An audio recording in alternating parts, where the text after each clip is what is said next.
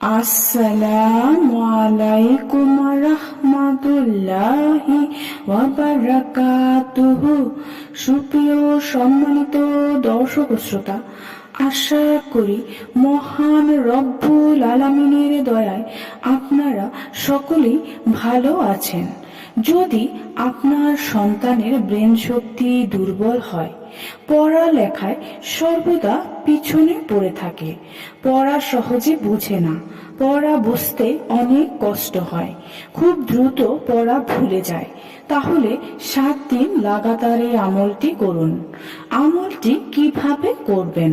প্রত্যেক দিন ফজরের নামাজের পরে অথবা ফজরের নামাজের পূর্বে এই আমলটি করবেন এবং সূর্য উদিত হওয়ার সময় সন্তানকে খালি পেটে এই পানি পান করাবেন। অর্থাৎ ফজরের পূর্বে বা পরে সূর্য উদিত হওয়ার আগেই এই আমলটি করে পানিতে ফুঁক দিয়ে রেখে দিন এবং সূর্য উদিত হওয়ার সময় সন্তানকে এই পানি পান করান। সর্বপ্রথম 3 বার দুরূদ শরীফ পড়ুন, অতঃপর 786 বার বিসমিল্লাহির রহমানির রহিম পড়ুন। শেষে আবার 3 বার দুরূদ শরীফ পড়ুন, অতঃপর 1 গ্লাস পানির মধ্যে ফুঁক দিন, অতঃপর সূর্য উদিত হওয়ার সময় সেই পানি সন্তানকে পান করান। 7 দিন লাগাতার এভাবে আমলটি করুন। ইনশাআল্লাহ 7 দিনের মধ্যেই তার মুখস্থ শক্তি বৃদ্ধি পাবে, ব্রেন শক্তি খুলে যাবে, মুখস্থ শক্তি ভালো হয়ে যাবে এবং পড়া বুঝতে যে সমস্যা হতো সেই সমস্যা দূর হয়ে যাবে, অর্থাৎ সহজে পড়া বুঝে আসবে। সম্পূর্ণ ইয়াকিন ও বিশ্বাসের সাথে এই আমলটি করুন, তাহলে ফায়দা হবে।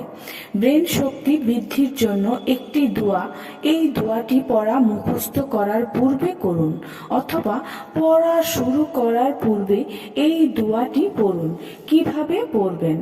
সর্বপ্রথম 11 বার দুরুদে ইব্রাহিম পড়ুন, অতঃপর এই দোয়াটি 7 বার পড়ুন। আল্লাহুম্মা ফতাহ আলাইনা হিকমাতাকা ওয়ানশুর আলাইনা রহমাতাকা ইয়া জাল জালালি ওয়াল ইকরাম।